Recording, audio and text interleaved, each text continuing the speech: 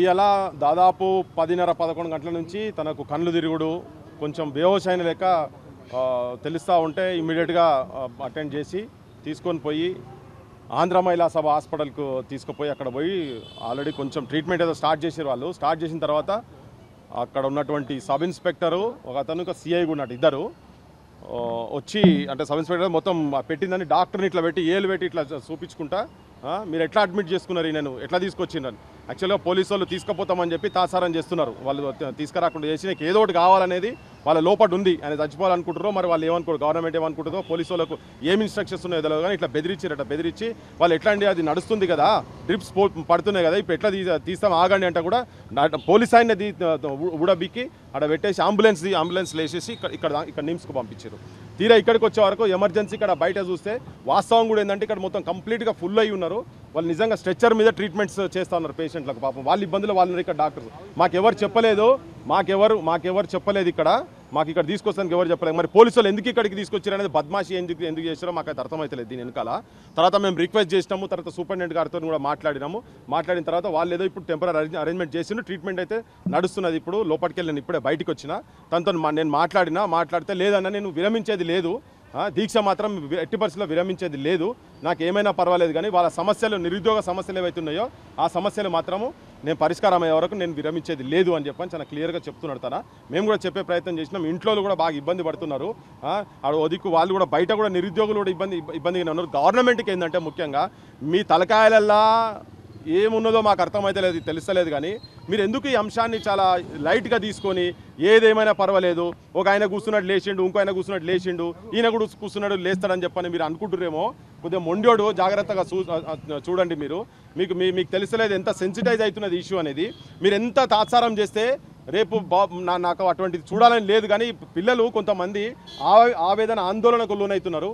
ఎక్కడేమైనా వాళ్ళు ఏమైనా చేసుకుంటారా ఏమైనా ఒక భయం ఉంది. దయచేసిన విద్యార్థులకు కూడా నిరుద్యోగులకు కూడా ఆస్పిరెంట్స్ అందరికీ దండం పెట్టి చెప్తున్నా ఏంటంటే మీరు ఎటువంటి అఘాయిత్యాలకు పాల్పడొద్దు.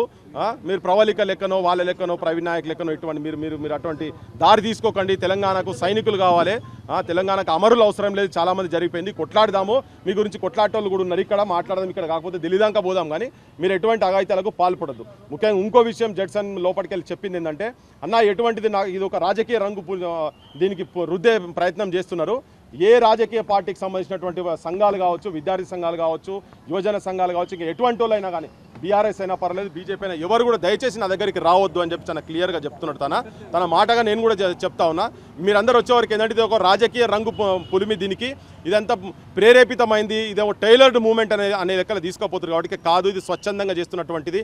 ఏ రాజకీయ పార్టీకి దేనికి సంబంధం లేకుండా కేవలం నిరుద్యోగులకు సంబంధించిన డిమాండ్స్ ఏవైతే ఉన్నాయో ఆ డిమాండ్స్ ఇప్పటికే చాలా జనాలకు కూడా వెళ్ళిపోయినాయి.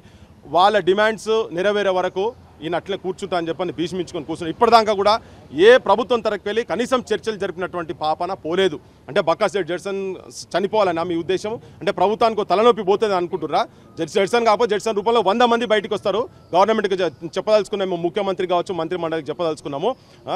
చాలామంది ఇలా బయట ఉన్నారు. వీటి దాకా ఇప్పుడు పోలీస్ ప్రహారం అంటే ఇప్పుడు మీరు వచ్చినప్పుడు కూడా ఇక్కడికి వచ్చే వరకు బటాలియన్లు మీరు పోలీసు ఇనుప పాదాలతో ఎంత తొక్కాలనే ప్రయత్నం చేస్తే ఇది అంత రివర్స్ అవుతుంది. ఈ తెలంగాణ నేల, తెలంగాణ గడ్డ ఎన్నో ఉద్యమాలు చూసినాయి. నీ అసంటోలను, నీ బాబులను, జేజమ్మలు చాలామంది చూస్తున్నారు ఇక్కడ. సో మీరు అంత అహంకార ధోరణికి పోతే మాత్రం ఇబ్బంది అవుతుంది. మీరు దీని పరిష్కార మార్గం ఏందనేది మీరు వెతికి మీరు చర్చల ద్వారా మీరు ఏం చేయదలుచుకున్నారు అనేది కనుక మీరు చేస్తే అదేమన్నా పరిష్కార మార్గం ఉంటుంది. ఏ రాజకీయ పార్టీకి సంబంధించినటువంటి వాళ్ళు మాత్రం ఇక్కడికి వస్తే జనార్దన్ లోపల చెప్పిండ్రు, మీరు ఇక్కడ ఉండి వాళ్ళకి ఎవరిని కూడా లోపల రానియాల్సిన అవసరం లేదు. డైరెక్ట్ జడ్సన్ మాటగా నేను చెప్తా ఉన్నా, లోపల తన చెప్పిండు కాబట్టి. సో దీన్ని ఏ రాజకీయ పార్టీకి మీకు కూడా చెప్తున్నా, మీరు వచ్చే వరకు దీనికి 100% నిజాయితీగా వాస్తవికంగా జరుగుతున్నటువంటి ఉద్యమానికి ఈ ఉన్నటువంటి అధికార పార్టీ రంగులు రుద్దే ప్రయత్నం చేస్తున్నది. మీరు కూడా దీన్ని వాడుకునే ప్రయత్నం చేస్తున్నారు. ఒకవేళ మీకు నిజంగా కూడా జడ్సన్ ప్రాణం మీద కావచ్చు, లేకపోతే ఈ నిరుద్యోగులకు ఉద్యోగాలు రావాలని మీకు నిజంగా అనుకుండేది ఉంటే మీ ఎమ్మెల్యేలు అందరూ పోయి అసెంబ్లీలో కూర్చుంటారా, లేకపోతే రోడ్ల మీద పడి మీరు ధర్నాలు చేయండి. ఎక్కడన్నా పోయి కలెక్టర్ ఆఫీస్లో ముంగట మీరు మీ పార్టీ నెట్వర్క్ ఉన్నది కదా, వాళ్ళకి సంఘీభావంగా మీరు బయట పోయి మీరు లొల్లి చేయండి. ఈ ఇష్యూ వెంటనే పరిష్కరింపబడాలి. జడ్సన్ను వెంటనే వచ్చి ఒక టీం వచ్చి మాట్లాడాలని చెప్పి మీరు ఆ ప్రెషర్ క్రియేట్ చేయండి. బీజేపీ వాళ్ళైనా ఇక్కడికి వచ్చి మీరు పరామర్శించి దీంట్లోకి వచ్చి సందులే సాడమియాల లెక్క మీరు ఇక్కడికి వచ్చి ఈ ఉద్యమాలలో మీరు భాగస్వామ్యం చేస్తే అది ఇంకో తిరగబోతుందని చెప్పి వీళ్ళందరికీ మనవి చేయదలుచుకున్నాను.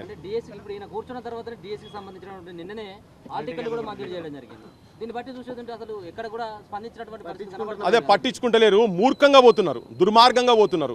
ఒక పైశాచిక పాలన గత 10 ఏళ్ళు నడుస్తేనే ఒక నిమిషం ఈ 10 సంవత్సరాలకెళ్ళి ఇయ్యలేదు. ఒకటి మామూలు వ్యక్తి ఇక్కడ నిలబడేదో పేషెంట్ గురించి అని వచ్చినటువంటి వ్యక్తి 10 సంవత్సరాల నుంచి ఇయ్యలేదు, ఏసీ నేను ఇబ్బంది పెడుతున్నాడని చెప్పని ఇక్కడ జనం లోపల కూడా వస్తున్నారు. అంటే ఇచ్చిన వాళ్ళు కూడా ఇంత ఇబ్బంది పెట్టొద్దు మీరు. మీరు ఎంత ఇబ్బంది పెడితే మీకే అంత నష్టం జరుగుతుంది. ఎందుకంటే మీరే చెప్పిండ్రు, మీరే మొట్టమొదటి తీర్మానంలో క్యాబినెట్ తీర్మానంలో పాస్ చేస్తాం మేము ఏంటంటే 25,000 డిఎస్సి పోస్టులు మీరు చేస్తామని మీరే ప్రామిస్ చేశారు. ఇప్పుడు చాలా క్యాబినెట్ మీటింగ్లు అయిపోయినాయి కానీ ఇప్పటిదాకా నెరవేరలేదు. మీరే చెప్పి 2 నెలలు పుస్తకాలు మీరు పక్కకు పెట్టి మీరు మా కార్యకర్తల లెక్క మీరు తిరగండి, మా ప్రభుత్వం రానియనని కాంగ్రెస్ వాళ్ళు దండం పెట్టి గదమ పట్టుకొని బతిలాడితే నిరుద్యోగ యువకులు మొత్తం మా జనార్దన్ నేత చాలా మా టీమ్స్ అని పోయి ఊర్ల పంట పోయి మీకు బస్సు యాత్రలు చేసి ఓట్లు వేయించారు. జనం దండం పెట్టి కాళ్ళు మొక్కి ఓట్లు వేయించారు. ఈసారి వేయండి అని చెప్పని మీరు అన్ని ప్రామిసులు మేము వచ్చినాక మేము అన్ని సర్వ విధాలు మీరు ఎట్లా అంటే అట్లా మేము చేస్తామన్న తర్వాత మీరు అట్లీస్ట్ నెగోషియేషన్ జరగాలి కదా. మీకున్న ఇబ్బంది లేని 1:100 తీస్తామని చెప్పి గ్రూప్ 1లో మీరే చెప్పినారు, ఇలా 1:50 చేసిండ్రు. ఇదే బట్టి విక్రమార్క గారు ప్రభుత్వం తరఫుకెళ్ళి గత అసెంబ్లీలో ఆయనే సిఎల్పి లీడర్గా ప్రకటన చేసిండ్రు. సో జనం కూడా చెప్పేది ఏంటంటే ఇదేదో తినదరక చేస్తున్నటువంటి ఉద్యమాలు కాదు, వీళ్ళు కూడా జెన్యూన్ ఉన్నాయి, కొన్ని అంశాలు జెన్యూన్ ఉన్నాయి. మేము ఇంత తొందర ఒక ఎగ్జామ్ తొందర ఇబ్బంది అవుతున్నది, కొంచెం మాకు తాత్సారం ఏమంటున్నారు, మీకున్న ఇబ్బంది లేదో అది చర్చల ద్వారా తెలుస్తుంది కదా. కనీసం మీరు ఎవరిని కూర్చోబెట్టి మాట్లాడినరు, ఒక టీం అన్న ఫామ్ కావాలి కదా. మీకు సోయి లేకుంటే ఎవరన్నా మీకు నచ్చిన వాళ్ళతో మాట్లాడేందుకో ఏంది ఒక ఎక్కడో దగ్గర కూర్చొని ఒక ఓడంబడిక జరగాలి కదా. ఒక చర్చల ద్వారా జరుగుతుంది, డైలాగ్ ఉండాలి. నువ్వు ఏది పడుతుంది నీ ఇష్టం వచ్చినట్టు మూర్ఖంగా డిసిషన్స్ తీసుకొని నేను పట్టించుకోను, ఏమవుతుంది మేము హాల్ టికెట్లు ఇస్తున్నాము, ఈ ఒక్కసారి ఇంటే ఇంకెప్పటికి వినాల్సి వస్తుంది అనే ధోరణి మీకు తలకాయలేకుంటే అట్లుండదు. ఎప్పుడు ప్రభుత్వాలు అట్లా నడవాయి. మీకు బేసిక్ అడ్మినిస్ట్రేషన్ కూడా తెలుస్తలేదు. మీకు మీ కాళ్ళు మీరు కూర్చున్న కొమ్మను మీరే గులగొట్టుకుంటారు. కాంగ్రెస్ వాళ్ళకి చెప్పదలుచుకున్నాము. మీ మీద విపరీతమైన వ్యతిరేకత వస్తున్నది. మీకు ఎవరు చెప్తున్నదో సోయికి రాండి మీరు. ప్రభుత్వం సంబంధించిన పెద్దలకు, క్యాబినెట్ మంత్రులకు కావచ్చు, లేకుంటే ఏంటిది దేశీ వాయిదా వేయమంటున్నారు. ఇగో చదువురానులు తలమాసిగా చాలా మాటలు మాట్లాడిన ముఖ్యమంత్రి జనాలకు కూడా చాలా తెలిసిపోయింది. చాలామంది చదువుకున్న నేను అన్నా కదా, మొన్న రాత్రి ఎవడో చేస్తే రాత్రి పూట కొన్ని గంటల వ్యవధిలో 15 కిలోమీటర్లు ఆడు విద్యార్థులు కావచ్చు, తర్వాత విద్యార్థులు ఎక్కడి నుంచో ఓల్డ్ సిటీ కాలేజ్ కాడికి వెళ్ళి నడుచుకుంటూ వస్తే ఒక 10 మంది నన్ను ఆస్పిరెంట్స్ కాని వాళ్ళను, ప్రిపేర్ కాని వాళ్ళను, ఎగ్జామ్ రాయని వాళ్ళని చూపిమని చెప్పినాం. ఇప్పటిదాకా కనీసం మీకు సోయి ఉంటే మీకు అన్ని టీవీలు అన్నీ ఉన్నాయి కదా, అవి చూపించాలి కదా. ఇంకా ఉల్టా ఏంటంటే మీరు యూనివర్సిటీలో విద్యార్థులను కొట్టుడు, విచక్షణారహితంగా గొడ్లను కొట్టినట్టు కొట్టుడు, 10 మంది 20 మంది గొడ్లను కొట్టినట్టు కొట్టుడు. ఇవాళ కూడా తీసుకొచ్చి ఇక్కడ హాస్పిటల్లో మీరు డాక్టర్తో తీపిస్తాడు కానీ పోలీస్ అనేది ఊడబిక్తాడా, కూర్చున్న సూది ఊడబిక్తాడా? అది ఊడబిక్కి ఏంది, ఏం మెసేజ్ చేయదలుచుకున్నారు మీరు జనానికి, ఏం మెసేజ్ చేయదలుచుకున్నారు? ఇప్పుడైతే క్లియర్గా చెప్తున్నాం, మీరు ఇట్లనే ఇదే వాయికారుండి మేము ఏదంటే చేస్తామంటే అట్లీస్ట్ మీరు ఏదలుచుకున్నదో ఏదేదో మీరు కూర్చోబెట్టి నెగోషియేషన్తో కన్విన్స్ చేయండి. ఇప్పుడు కాకపోతే మేము 6 నెలలకు మళ్ళీ 2 నెలలకు ఇస్తామా లేదా, మిమ్మల్ని ఎవరు నమ్మలేడు. ఎందుకంటే నువ్వు గవర్నమెంట్ రాకముందు చేసిన ప్రామిసెస్ వచ్చిన తర్వాత ఏది కూడా అమలు అయితే లేవు. కాబట్టి మీరు ఇచ్చిన మీరే అన్నారు గ్రూప్ 2 మేము 2,000 పెంచుతాము, గ్రూప్ 3 3,000 పెంచుతామని చెప్పి ఏం పెంచలే కదా. మీ మీద నమ్మకాలు లేకుండా పోయినాయి. సో మీరు నమ్మకాలు ఎట్లా తీసుకొచ్చుకుంటారో మీరే ఆలోచన చేయండి, కూర్చోండి. మీరు అంతా పెద్ద పండితులే కదా. మీరు మేనిఫెస్టో రాసింది చికటపల్లికి వచ్చి రాహుల్ గాంధీ వచ్చి చెప్పిండు కదా, సోనియా గాంధీతో మీరు 6 గ్యారంటీలలో దాంట్లో ఉన్నది కదా, ప్రియాంక గాంధీతో కూడా మీరు చేపించారు కదా. మరి మీరు అట్లనే వెళ్ళిరు, పైన ఢిల్లీలో అట్లనే వెళ్ళిరు. సోయికి ఉన్నారా లేదా అని చెప్పి మీకు తెలియదలుచుకున్నాము. ఇట్లనే కనుకుండేది ఉంటే మాత్రం మీరు ఆగమవుతారు. మీరు ఒక దిక్కు కోపాన్ని చవి చూస్తారు, నిరుద్యోగుల కోపాలను చవి చూస్తారు. ఇంకోటి ఏంటంటే మానసికంగా చాలా ఒత్తిడిలో ఉన్నారు. ఏదో ఒక క్లారిటీ మీరు ఇమీడియట్గా తొందరగా మీరు కమిటీ చేసుకుంటారా, ఏదో చేసి నెగోషియేషన్ చేయాల్సిన అవసరం ఉన్నదని చెప్పి నేను నిరుద్యోగ యువకుల తరఫుకెళ్ళి నేను విజ్ఞప్తి చేస్తున్నా. ఈవెన్ జడ్సన్ కుటుంబం సంబంధించి కావచ్చు, తన కూడా ఒక వాళ్ళ ప్రతినిధిగా కూర్చున్నారు. ఇలా విద్యార్థులు చాలామంది మేము కూర్చుంటామంటే మీరు కూర్చోకండి, ఇది పోతే ఇంకెటో పోతుంది, కానీ 4 రోజులు ఆగండి అని చెప్పి మళ్ళీ ఓపికగా మేము ఆపాల్సిన సిచ్యువేషన్ వస్తున్నది. ఆత్మహత్యలో పాటుపడతాం. ఇట్లయితేనే ఇంటర్ కావచ్చు అని ఒక పిల్లగాడు నాకు పొద్దుగాల ఫోన్ చేసిన, వరంగల్కి వెళ్ళి ఫోన్ చేసి అన్న ఇక మేము ఆత్మహత్యలు చేసుకుంటాము, ఇట్లయితేనే ఇంటర్. ఈ గవర్నమెంట్ కేంద్రం కూడా గతంలో ఉన్నటువంటి ప్రభుత్వాలు తెలంగాణ కూడా ఆత్మహత్యలతో ఇచ్చింది కాబట్టి మేము చేసుకుంటామని. అటువంటి వాటికి మీరు పోకండి దయచేసి. కొట్లాడేందుకు మేము ఉన్నాము, గట్టిగా కొట్లాడదాం, ప్రభుత్వాలతో మాట్లాడదాము. మీరేంటంటే మీరు జిద్దుకు మీరు పంతానికి పోకండి, మీరు అహంకారానికి పోకండి. కేసీఆర్ లెక్క మీరు కూడా అట్లనే రెప్లికా లెక్క అయిదామని అనుకుంటే మాత్రం బూడిదలా కలిసిపోతారని చెప్పి చెప్పదలుచుకున్నాం మీకు. పోలీసుల తీరు చూస్తే ఎట్లా అనిపిస్తుంది? పోలీసులు మోహరించారు, మఫ్తీలో కూడా పోలీసులు తిరుగుతారు, నిరుద్యోగులను లోపల రానిచ్చే పరిస్థితి లేదు. అదే అన్ని పిచ్చి చేష్టలు వాళ్ళకి ఏంటంటే నాశనకాలం పుట్టినట్టున్నది, మెదడు పనిచేస్తలేదు ఎవరికి. పోలీసులతో కాదే, మీరు నెగోషియేషన్స్ తోటి జరగాలి.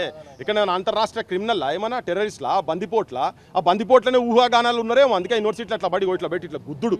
ఇది ఏం గుద్దుడు? ఎల్ కొడుక ఎం కొడుక ఏం భాషలే ఈ యూనివర్సిటీలలో మాట్లాడే భాషలా? మీరు ఎక్కడో దగ్గర హోం మంత్రిగా మీరే ఉన్నారు, ముఖ్యమంత్రి గారు, మీరు ఏమైనా ఇన్స్ట్రక్షన్స్ ఇస్తున్నారేమో అని మాకైతే డౌట్ ఉన్నది. ఇన్స్ట్రక్షన్స్ ఇవ్వకపోతే మీరు చెప్పండి. ఇది ఒక మంచి కార్డియల్ వాతావరణం క్రియేట్ చేయండి. మీరు పోలీస్ పాలన, పోలీసు రాజ్యము, ఇనుప బూట్లతో తొక్కుతాము, లాఠీ దెబ్బలతో తలకాయలు వలగొడతాము, ఇవన్నీ అనుకుంటా పోతే ఇటువంటి వాళ్ళు, అదే చెప్పిన ఇంతకుముందు, ఇటువంటి వాళ్ళు చాలా మందిని చూసినాము. మీ పప్పులేమి ఇక్కడ ఉడికే పరిస్థితి లేవు. పోలీసు ప్రహారాల మధ్యలో మీరు కనుక పాలన నడిపితే మీది ప్రజాపాలన అనబడదు, ప్రజాస్వామిక పాలన అనబడదు. మీరు ఉట్టిగా రాజ్యాంగం బుక్కు చేతులు పట్టుకొని పోజులు కొట్టుకుంటా బొమ్మలు తిరిగి ప్రమాణ స్వీకారం చేసేటప్పుడు ప్రజాపాలన అని చెప్పని ప్రజాస్వామిక ప్రజాపాలన అని పెద్ద పెద్ద బోర్డులు పెట్టుకున్నాడు కాదు మీరు చేసేది. మీ పాలనను చూపించాలి అటువంటిది. అందుకనే పోలీసులు కాదు, వీళ్ళు చెప్తే ఎవరు చెప్తే వింటారు, ఏం మాటలు చెప్తే వింటారు, ఏం ప్రామిసెస్ చేస్తారు ఏందనేది మీరు నెగోషియేషన్స్ ద్వారా, చర్చల ద్వారా జరగాల్సిన అవసరం ఉన్నది. దాన్ని వెంటనే మీరు పూనుకోవాల్సిన అవసరం ఉన్నది. లేకుంటే మాత్రం ఇది ఇక్కడితో ఆగే సిచ్యువేషన్ మాత్రం కనబడతలేదు. తస్మాత్ జాగ్రత్త.